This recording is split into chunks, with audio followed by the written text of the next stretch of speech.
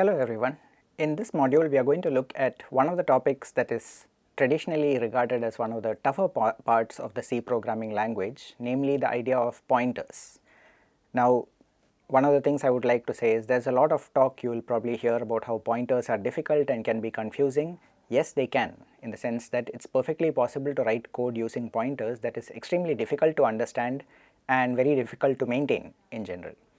However, the basic idea of what a pointer is actually very straightforward and very simple, and for the most part what I would suggest is that try and use pointers precisely the way they are easily understandable, that is just as pointers into the memory, right? Rather than doing a whole lot of complicated pointer arithmetic, if we use pointers just as an alternative way of looking into memory, most of the time it is fairly straightforward and easy to understand what purpose they serve, and it is also quite easy to maintain code written like that.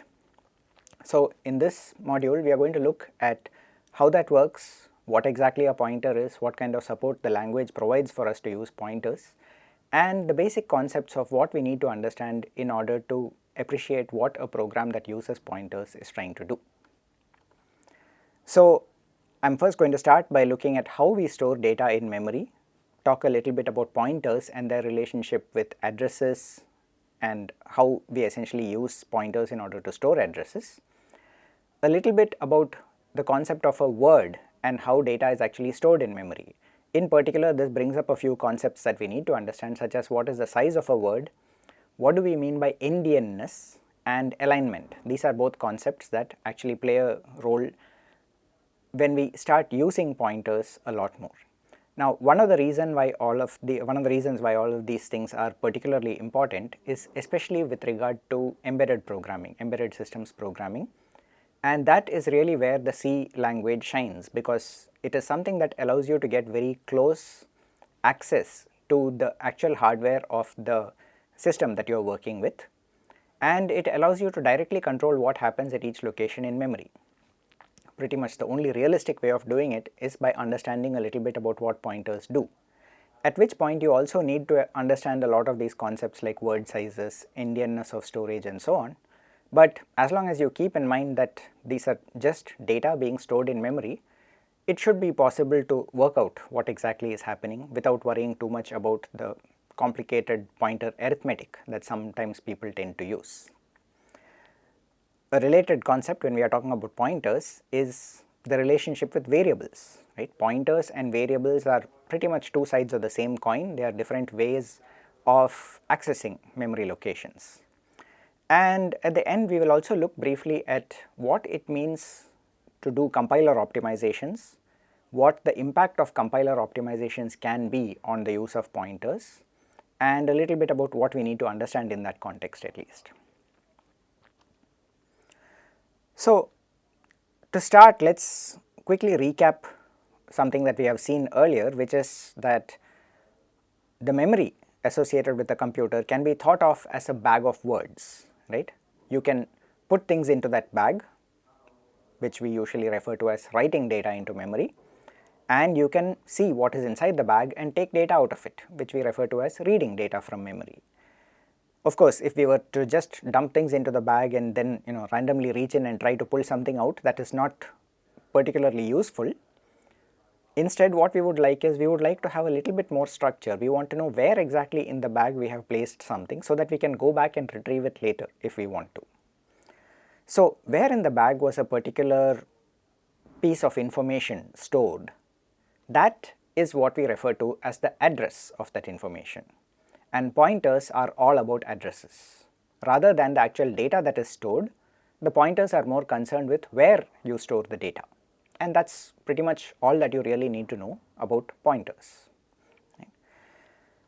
So as we saw earlier, in practice, what we are doing when we store information in this bag of words, as we call it, is that each piece of information has a certain size. It requires a certain number of bits in order to store, and we usually call that the width of the data type.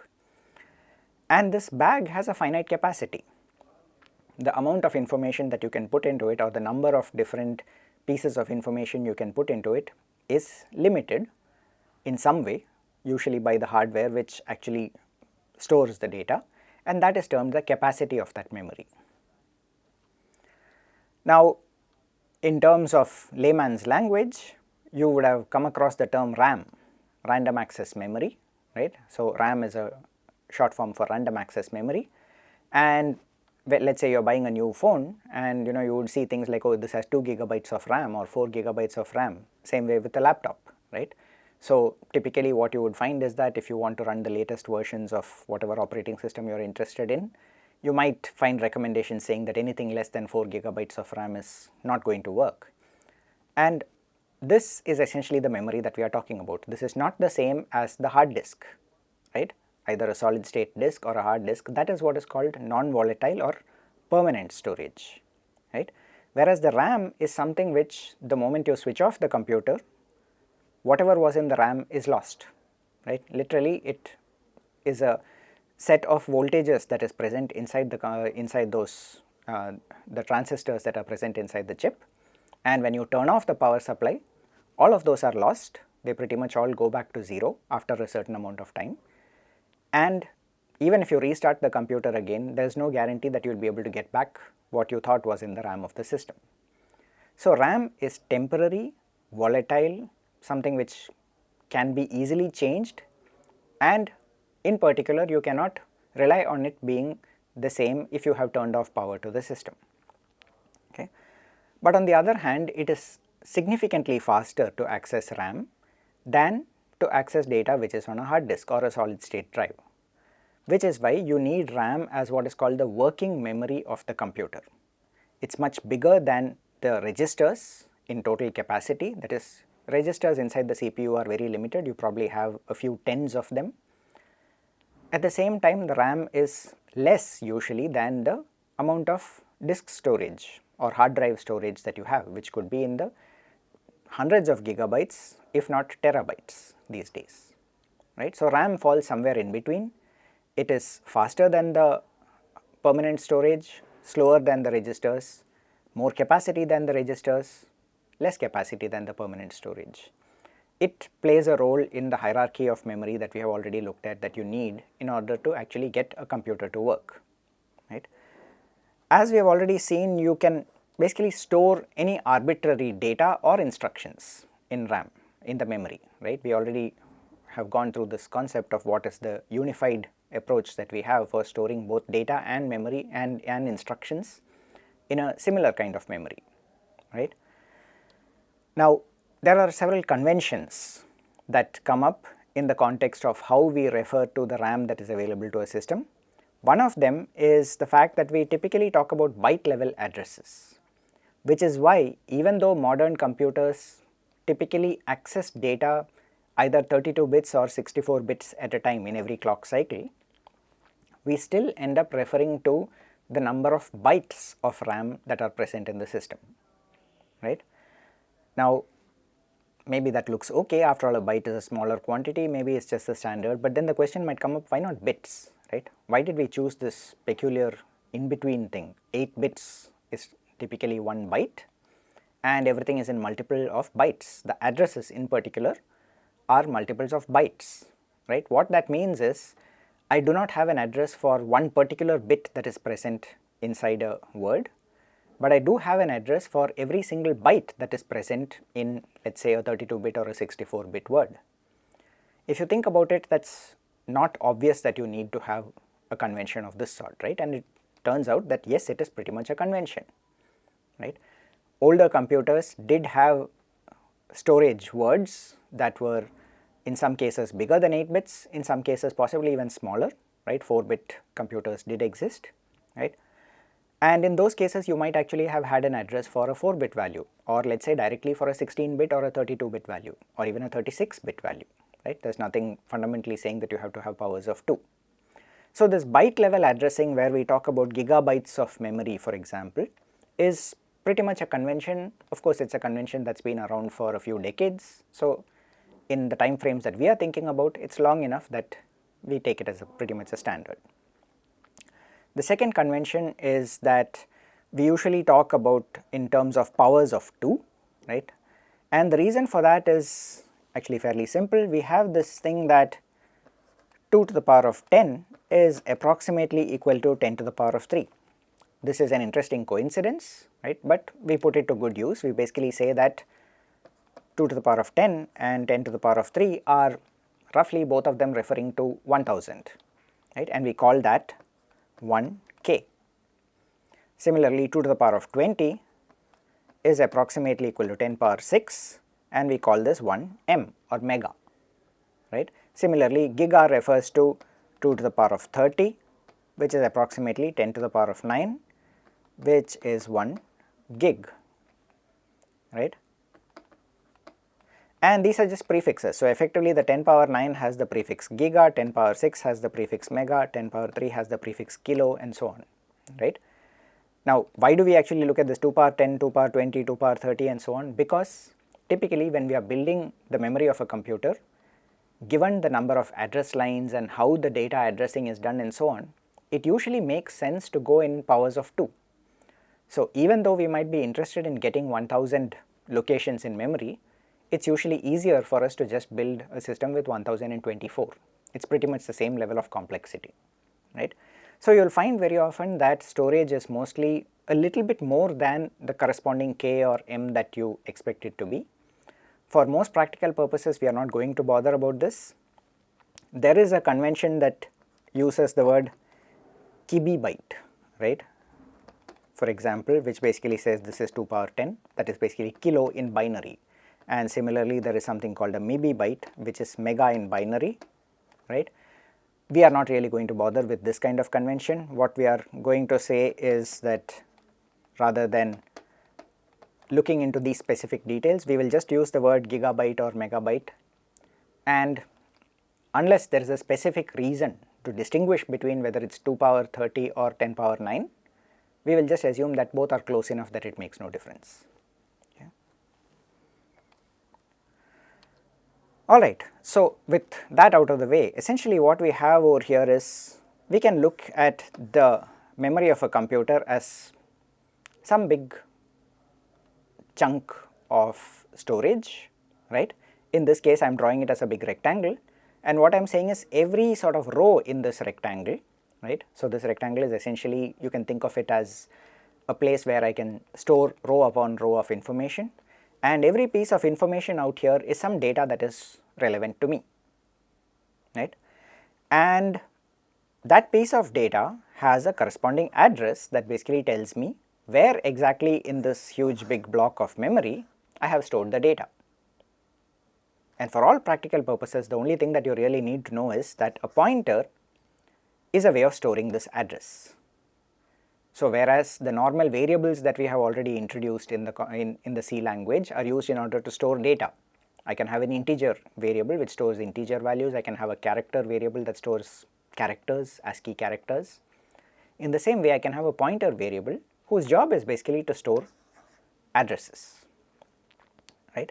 So, pointers are conceptually similar to variables, but on the other hand they are a little bit closer to the hardware. What I mean by closer to the hardware is the variable is only thinking in a context which is familiar to the software programmer. They think in terms of numbers or characters or strings, whereas the hardware thinks in terms of memory locations, right. Both the variable and the pointer are pretty much referring to some data that is present. The variable refers to it directly by a name, whereas the pointer refers to it by its address, right. So, a pointer is just a convenient way to store an address and then use it, manipulate it in some way inside your program, right.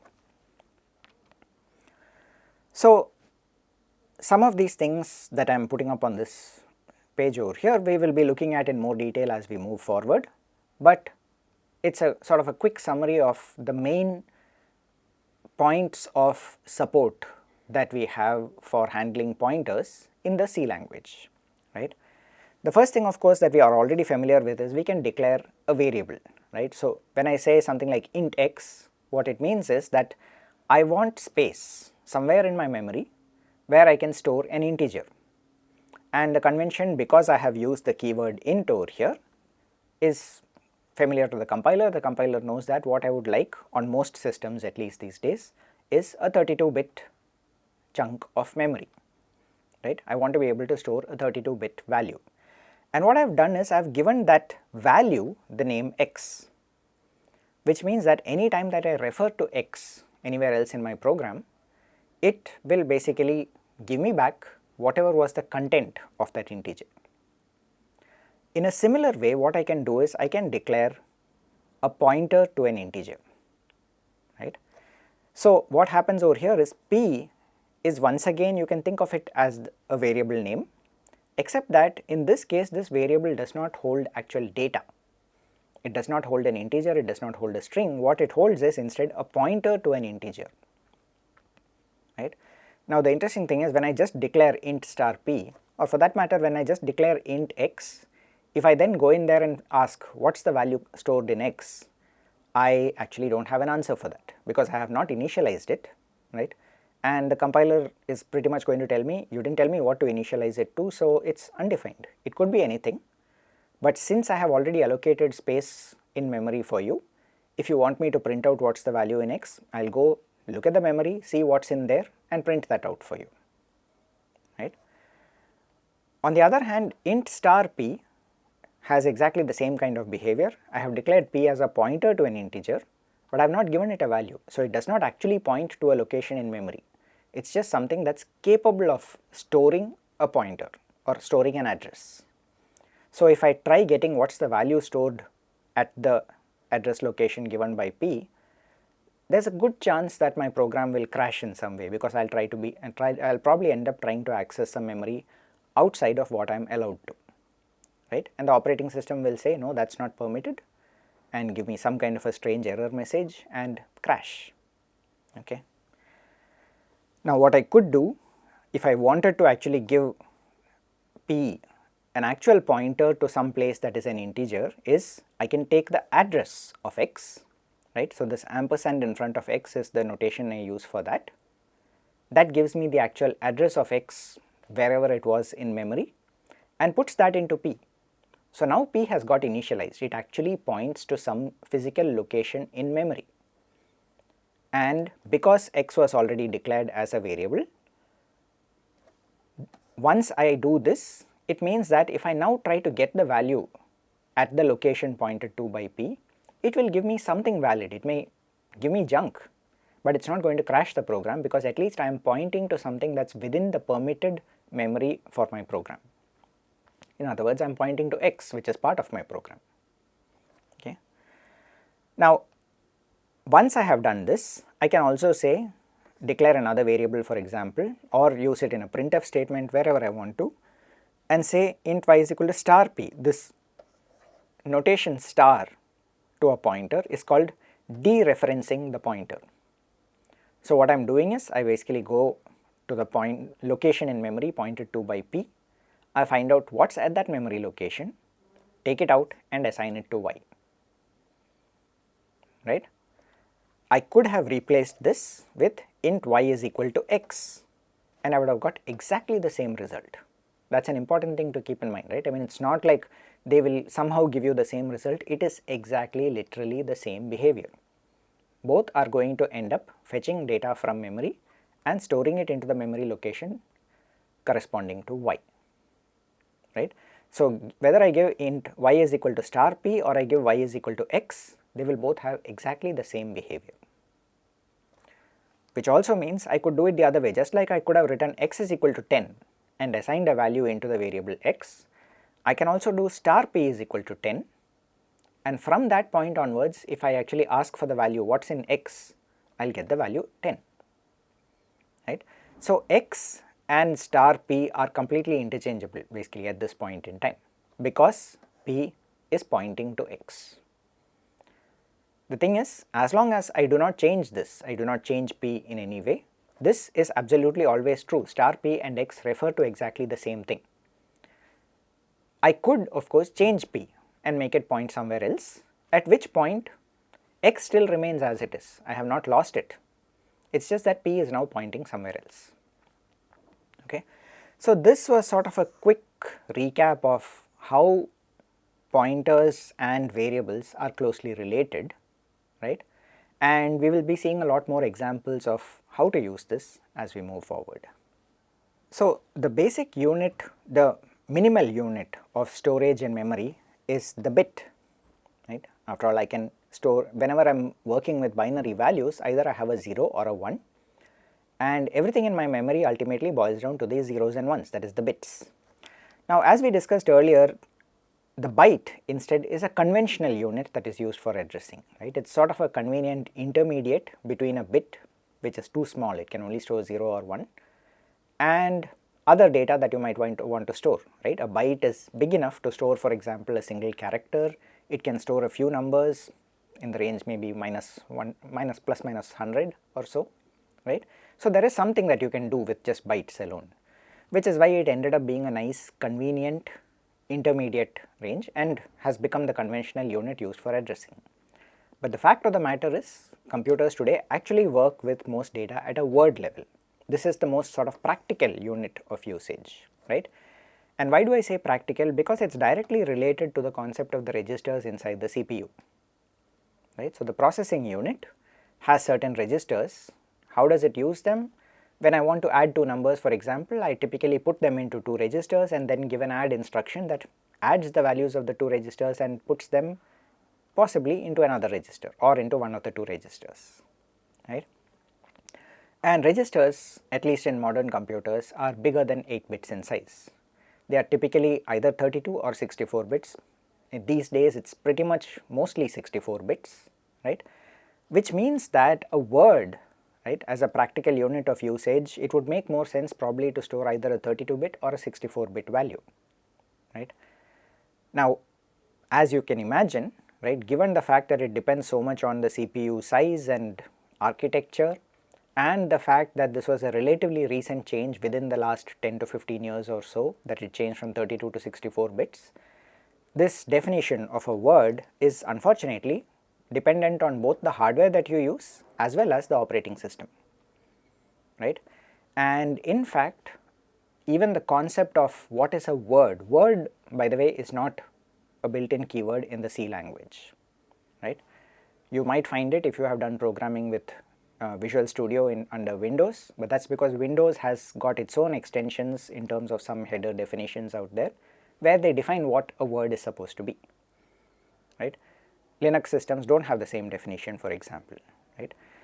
So for our purposes, for the most part, we will sort of be working with the definition that a word is something like an integer, like an int, a 32-bit value, right.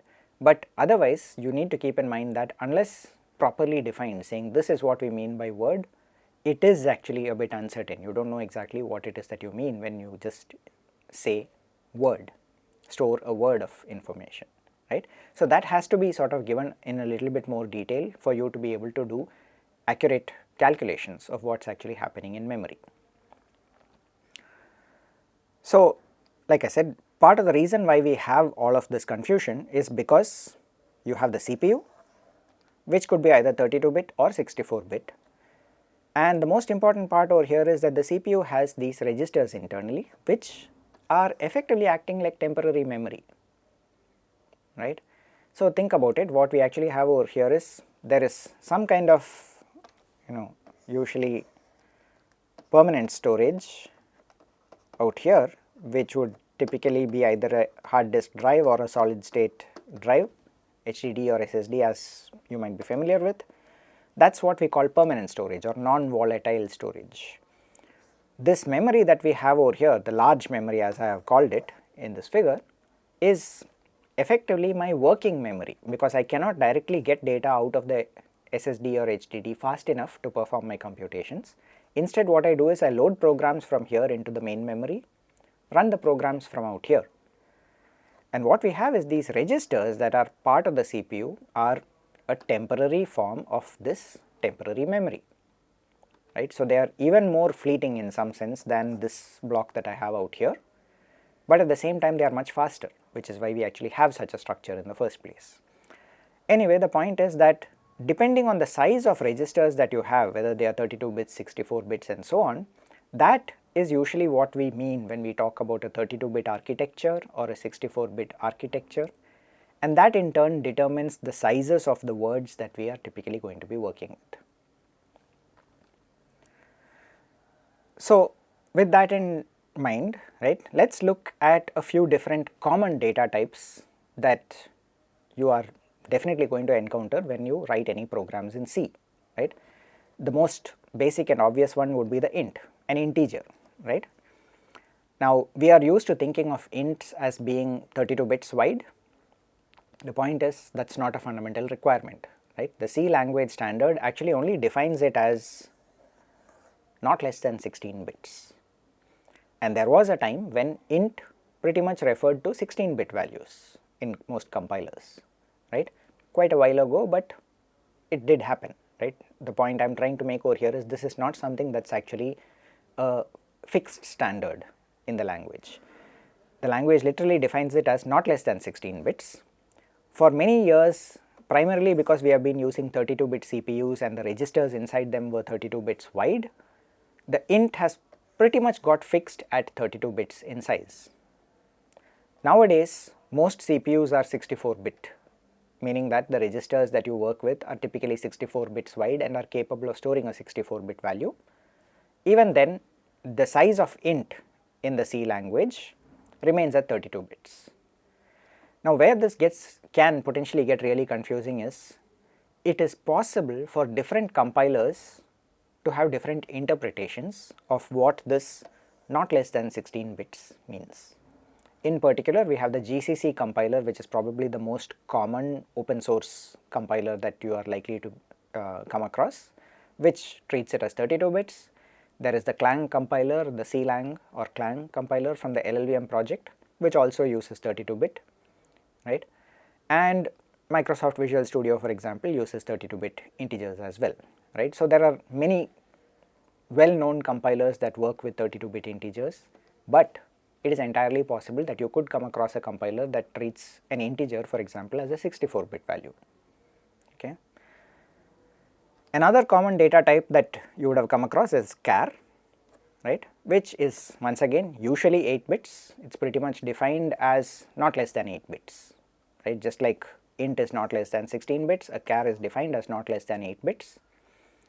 And similarly, we have a few other data types. So there is short, which we usually think of as a 16-bit value, long, which is interestingly enough it's a 32-bit value on Linux systems at least, right, and long, somewhat unfortunate name out there, right. It's not very clear why they couldn't come up with a better word, but anyway it stuck, which is 64 bits typically, right. So these are some common data types, and what that means is that, given the fact that the standard doesn't actually specify exactly how long each of those types is supposed to be, it turns out that it only sort of says this. It says that if you define the size of a char as 1 unit, not necessarily 1 byte, it could be a 16-bit value, it could be a 32-bit value, it could be a 64-bit value, but whatever it is you define as the size of char, the only thing that the compiler has to enforce is that a char must be less than or equal in size to a short,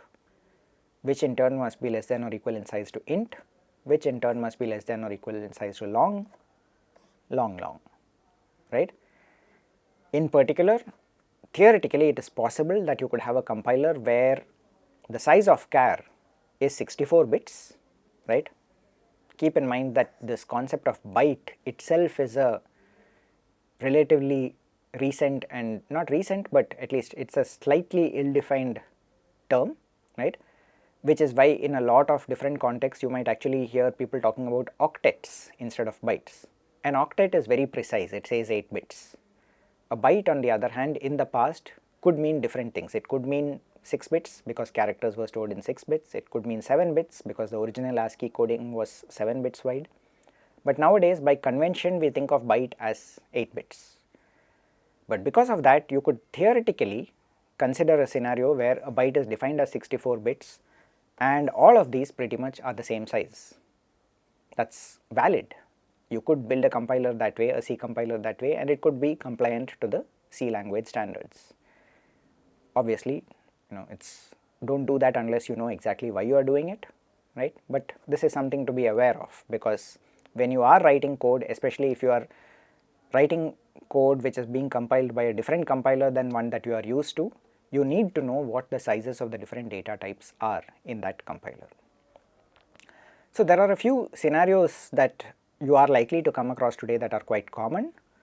One of them is called the ILP32 data model, right, which basically says that int, long and pointer are all 32 bits wide, right, and this was pretty much what was used for Win32, Win32 being the version of Windows that ran on CPU architectures with 32-bit processors, right, which was the case until probably less than 10 years ago, right. Nowadays they are very rare to find 32-bit architectures. You could find some possibly ARM based processors that are 32 bits, but it's unlikely. Even ARM is mostly moved to 64 bits at this point, right. But this is not so long ago, which means that there are still a lot of applications you might come across that work with the 32-bit operating systems. Win32, Linux, the 32-bit version, and the Mac OS on Apple, again 32-bit versions, all pretty much followed this ILP32 standard where int, long and pointers were all 32 bits in size, which made sense because your registers were also 32 bits. Nowadays you have a slightly different setup. There is something called the LP64 model where ints are still 4 bytes, that is 32 bits in size, but the long is defined as 8 bytes and pointers are also 8 bytes. Now pointers moving to 8 bytes or 64 bits was actually an important change. That was part of the reason for even moving to 64-bit architectures, right, because it allowed you to access more than 4 gigabytes of memory. So it made a lot of sense for pointers to jump to 8 bytes or 64 bits as soon as possible. Long on the other hand was slightly less well defined. In Linux, the moment this change to 64-bit pointers was made, long was also defined as 8 bytes, but on the Win64, Windows 64-bit architecture, you end up with 4 bytes for long and 8 bytes for pointers, okay. So clearly this is a potential source of a lot of confusion, right. So if you want to have exact widths for your different data types, there is a header file in C called stdint.h, standard integers, where you can precisely specify the size of the integer or the number that you want to represent, and it will give you a variable of that size exactly, okay. Of course there are limitations on what options are available to you, but once you choose that, you can be sure that this is going to be either a 32-bit or a 64-bit value no matter where you compile it. So a quick word about why all of this business with word size is important, right. The main reason is that if I, for example, restrict myself to 8-bit values, the range of numbers that I can represent is pretty small, it is plus or minus 100, right. So this minus 128 to plus 127 came about because we used that, the 2's complement representation for binary numbers, and if I look at the full range of what I can represent with 8 bits, the smallest number or the most negative number is minus 128, the largest most positive number is plus 127, right. This is okay if all I want to do is run some small loops, maybe perform some very small computations and so on, but the moment I want to do any mathematical computations that are a bit more than just a small range of numbers, I am going to get into trouble here, right. Of course you could have an unsigned variant of that, right, that is only positive values, which goes from 0 to 255. 16-bit values did exist for a while, or rather are still there. You will still have the short data type, for example, but nowadays the majority of work that we do is with int, which is 32 bits, which gives us a lot more flexibility, right. I mean, now I have a range of numbers from some minus 2 into 10 power 9 to plus 2 point something into 10 power 9, right. So that is basically minus 2 power 31 to plus 2 power 31 minus 1, the range of numbers, 2's complement, etc., right. If I treat it as unsigned integers, I can go from 0 up to 4 billion, 4 into 10 power 9.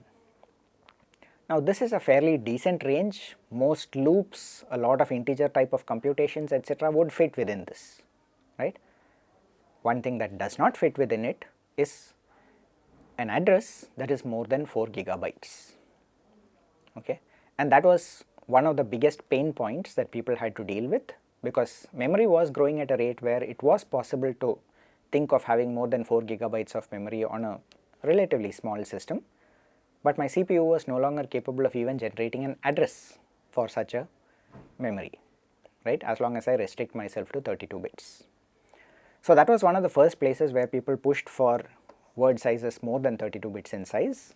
Of course, now that CPUs themselves were moving to 64 bits, the long, at least on Linux, which came out to be 64 bit, has a good enough range of numbers, right, plus minus basically 10 power 19 or so, right, which for all practical purposes, at least, you are not likely to run out of addresses by having such a big range, right, at least in the near future that we can imagine. Okay. So this was just sort of an indicator of why we have different word sizes, right. It is primarily for representing different kinds of numbers. Of course, we can go one step further than this. We can say that what if I want even smaller numbers or larger numbers, how do I deal with it with integers? Maybe 10 power 18, 10 power 19 is still not big enough for me, which is why floating point comes into the picture. That is a different story altogether. That is not really relevant for us at this point. So we will leave that aside, and the important thing that we want to do over here is think about, okay, now if I do have this kind of data that I need to store, how should I go about storing all this in memory?